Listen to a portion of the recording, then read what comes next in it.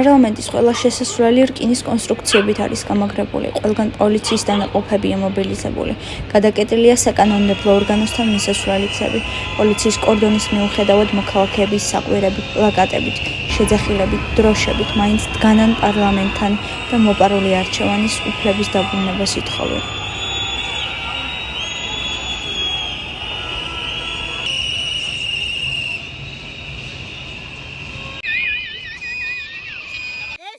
ეს არის ჩემი შვილის ნახატი. დღეისთვის დახატა, რომ აქციაზე მომდიოდი, რომ დაგვიბრუნოთ ჩვენი ხმა. აქ გავარ ქვეყნის თავისუფლებისთვის და ერთხელ და სამუდამოდ უნდა დავასრულოთ ის მარასმი, რაც დღეს პარლამენტში ხდება.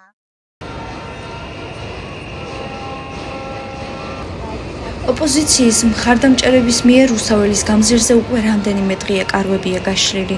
ისინი აპროტესტებენ იმას, რომ მათი ხმები გაყალბდა და მოითხოვენ, რომ ჩატარდეს ახალი არჩევნები. მე პირადად პარლამენტთან მოვედი იმისთვის, რომ რაღაცნაირად მივაწვდიო ხმა იმ ადამიანებს, ვინც შევიძინეთ და თავი მოაქვს თითქოს არიან საქართველოს პარლამენტის ლეგიტიმური დეპუტატები.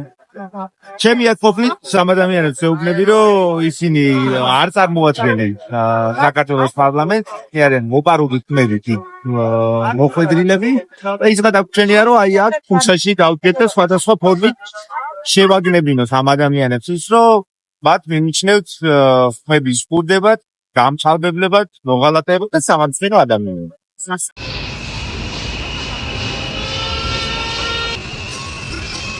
გთხოვთ გაითვალისწინოთ, რომ ძალა ხალხშია.